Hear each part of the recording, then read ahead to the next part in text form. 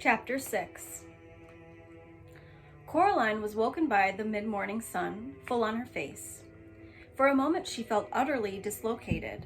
She did not know where she was. She was not entirely sure who she was. It is astonishing just how much of what we are can be tied to the beds we wake up in the morning. And it is astonishing how fragile that can be. Sometimes Coraline would forget who she was while she was daydreaming that she was exploring the Arctic or the Amazon rainforest or darkest Africa, and it was not until someone tapped on her shoulder or said her name that Coraline would come back from a million miles away with a start, and all in a fraction of a second have to remember who she was and what her name was, and that she was even there at all. Now there was sun on her face, and she was Coraline Jones. Yes, and then the green and pinkness of the room she was in, and the rustling of a large painted paper butterfly as it fluttered and beat its way about the ceiling, told her where she had woken up.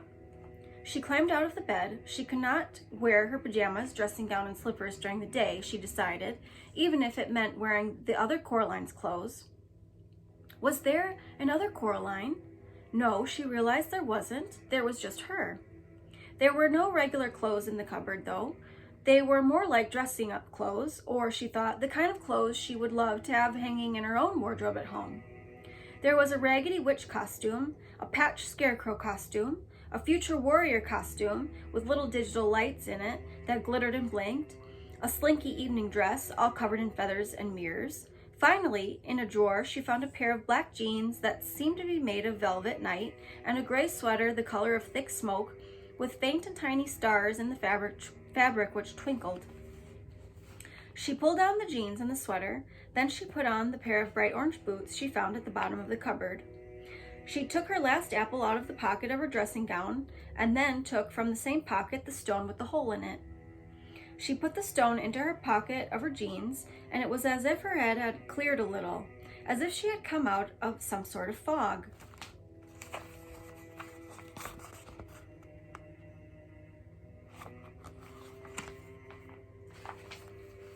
She went into the kitchen, but it was deserted.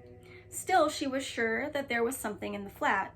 She walked down the hall until she reached her father's study and discovered that it was occupied. "Where's the other mother?" she asked the other father. He was sitting in the study at a desk which looked just like her father's, but he was not doing anything at all, not even reading gardening catalogs as her father did, when he was only pretending to be working. "Out," he told her, "fixing the doors. There are some vermin problems." He seemed pleased to have somebody to talk to. "The rats, you mean?" "No, the rats are our friends. This is the other kind. Big black fellow with his tail high." "The cat, you mean?" "That's the one," said the other father. He looked less like her true father today. There was something slightly vague about his face, like bread dough that had begun to rise, smoothing out the bumps and cracks and depressions. "Really, I mustn't talk to you when she's not here," he said. "But don't you worry. She won't be gone often. I shall demonstrate our tender hospitality to you, such that you will not even think about ever going back." He closed his mouth and folded his hands on his lap. "So, what am I to do now?" asked Coraline. The other father pointed to his lips. Silence. "If you won't even talk to me," said Coraline, "I am going exploring." "No point," said the other father. "There isn't anywhere out here. This is all she's made, the house, the grounds, and the people in the house. She made it and she waited." Then he looked embarrassed, and he put one finger to his lips again, as if he had just said too much. Coraline walked out of his study. She went into the drawing room, over to the old door, and pulled it, rattled and shook it. No, it was locked fast, and the other mother had the key. She looked around the room.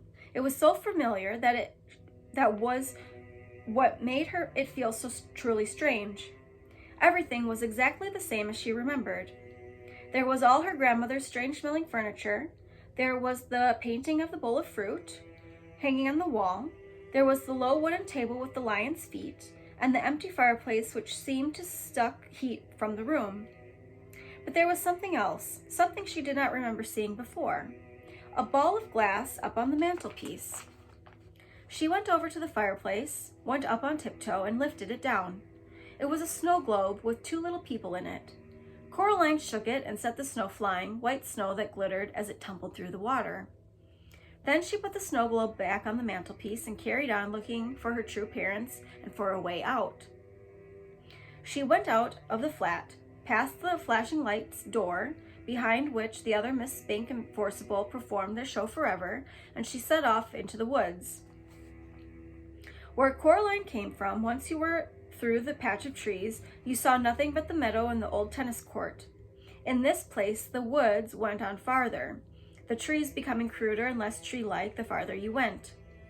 Pretty soon they seemed very approximate, like the idea of trees, a grayish-brown trunk below, a greenish splodge of something that might have been leaves above.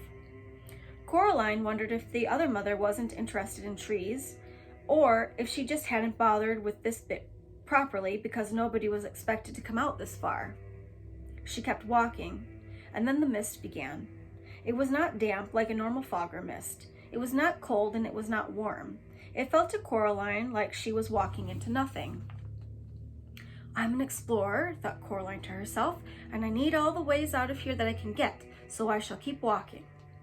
The world she was walking through was a pale nothingness, like a blank sheet of paper or an enormous empty white room.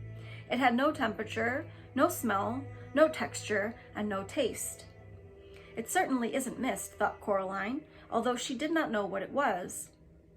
For a moment she wondered if she might not have gone blind, but no, she could see herself plain as day, but there was no ground beneath her feet, just a misty, milky whiteness. And what do you think you're doing? Said a shape to one side of her. It took only a few moments for her eyes to focus on it properly. She had thought it might be some kind of lion at first, some distance away from her, and then she thought it might be a mouse, close beside her, and then she knew what it was. I'm exploring, Coraline told the cat. Its fur stood straight out from its body and its eyes were wide, while its tail was down in between its legs. It did not look like a happy cat. Bad place, said the cat, if you want to call it a place, which I don't. What are you doing here? I'm exploring. Nothing to find here, said the cat. This is just the outside, the part of the place she didn't bother to create. She? The one who says she's your other mother, said the cat. Who is she? Asked Coraline. The cat did not answer, just padded through the pale mist beside Coraline. A shape began to appear in front of them, something high and towering and dark. You were wrong, she told the cat. There is something there. And then it took shape in the mist, a dark house which loomed at them out from the formless whiteness. But that's, said Coraline. The house you just left, agreed the cat. Precisely. Maybe I just got turned around in the mist, said Coraline. The cat curled the high top tip of its tail into a question mark and tipped its head to one side.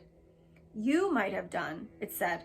I certainly would not. Wrong indeed. But how can you walk away from something and still come back to it? Easy, said the cat. Think of somebody walking around the world. You start out walking away from something and end up coming back to it. Small world, said Coraline. It's big enough for her, said the cat. Spiders' webs only have to be large enough to catch flies. Coraline shivered. He said that she'd fixed all the gates and the doors, she told the cat, to keep you out. She may try, said the cat, unimpressed. Oh yes, she may try. They were standing under a clump of trees now beside the house. These trees looked much more likely. There's ways in and out of places like this that even she doesn't know about. Did she make this place then? Asked Coraline. Made it, found it, what's the difference? Asked the cat. Either way, she's had it a very long time. Hang on. And it gave a shiver and a leap, and before Coraline could blink, the cat was sitting with its paws holding down a big black rat. It's not like the rats at the best of times, said the cat, conversationally, as if nothing had happened. But the rats in this place are all spies for her. She uses them as her eyes and hands. And with that, the cat let the rat go. It ran several feet, and then the cat, with one bound, was upon it, batting it hard with one sharp-clawed paw, while with the other paw it held the rat down. I love this bit, said the cat happily. Want to see me do it again? No, said Coraline. Why do you do it? You're torturing it. said the cat. It let the rat go. The rat stumbled, dazed for a few steps, then it began to run. With a blow of its paw, the cat knocked the rat into the air and caught it in its mouth. "Stop it," said Coraline. The cat dropped the rat between its two front paws. "There are those," it said with a sigh, in tones as smooth as oiled silk, "who have suggested that the tendency of a cat to play with its prey is a merciful one. After all, it permits the occasional funny little running snack to escape from time to time. How often does your dinner get to escape?" And then it picked up the rat up in its mouth and carried it off into the woods behind a tree. Coraline walked back into the house. All was quiet and empty and deserted. Even her footsteps on the carpeted floor seemed loud. Dust motes hung in a beam of sunlight. At the far end of the hall was the mirror. She could see herself walking towards the mirror, looking, reflected, a little braver than she actually felt. There was nothing else there in the mirror, just her in the corridor. A hand touched her shoulder and she looked up. The other mother stared down at Coraline with big black button eyes. "Coraline, my darling," she said, "I thought we could play some games together this morning. Now you're back from your walk. Hopscotch? Happy Families? Monopoly?" "You weren't in the mirror," said Coraline. The other mother smiled. "Mirrors," she said, "are never to be trusted. Now, what game shall we play?" Coraline shook her head. "I don't want to play with you," she said. "I want to go home and be with my real parents. I want you to let them go, to let us all go." The other mother shook her head very slowly. "Sharper than a serpent's tooth," she said, "is a daughter's ingratitude. Still, the proudest spirit can be broken with love." And her long white fingers waggled and caressed the air. "I have no plans to love you," said Coraline, "no matter what. You can't make me love you." "Let's talk about it," said the other mother, and she turned and walked into the lounge. Coraline followed her. The other mother sat down on the big sofa. She picked up a shopping bag from beside the sofa and took out a white, rustling paper bag from inside it. She extended the hand with it to Coraline. "Would you like one?" she asked politely. Expecting it to be a toffee or a butterscotch ball, Coraline looked down. The bag was half filled with large, shiny black beetles, crawling over each other in their efforts to get out of the bag. "No," said Coraline, "I don't want one." "Suit yourself," said her other mother. She carefully picked out a particularly large and black beetle, pulled off its legs, which she dropped neatly into a big glass ashtray on the small table beside the sofa, and popped the beetle into her mouth. She crunched it happily. "Yum," she said, and took another. "You're sick," said Coraline. "Sick and evil and weird." "Is that any way to talk to your mother?" her other mother asked, with her mouth full of black beetles. "You aren't my mother," said Coraline. The other mother ignored this. "Now, I think you are a little overexcited, Coraline.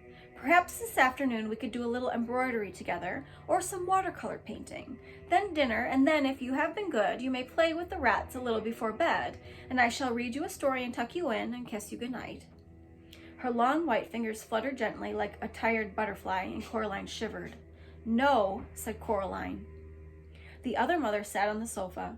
Her mouth was set in a line, her lips were pursed. She popped another black beetle into her mouth and then another, like someone with a bag of chocolate-covered raisins. Her big black button eyes stared into Coraline's hazel eyes. Her shiny black hair twined and twisted about her neck and shoulders, as if it were blowing in some wind that Coraline could not touch or feel. They stared at each other for over a minute. Then the other mother said, "Manners!" She folded the white paper bag carefully so no black beetles could escape, and she placed it back in the shopping bag. Then she stood up and up and up. She seemed taller than Coraline remembered. She reached into her apron pocket and pulled out, first the black door key, which she frowned at and tossed it into her shopping bag, then a tiny silver-colored key. She held it up triumphantly. "There we are," she said. "This is for you, Coraline, for your own good, because I love you, to teach you manners. Manners maketh man, after all." She pulled Coraline back into the hallway and advanced upon the mirror at the end of the hall. Then she pushed the tiny key into the fabric of the mirror, and she twisted it. It opened like a door, revealing a dark space behind it. "You may come out when you've learned some manners," said the other mother, "and when you're ready to be a loving daughter." She picked Coraline up and pushed her into the dim space behind the mirror. A fragment of beetle was sticking to her lower lip, and there was no expression at all in her black button eyes. Then she swung the mirror door closed and left Coraline in darkness.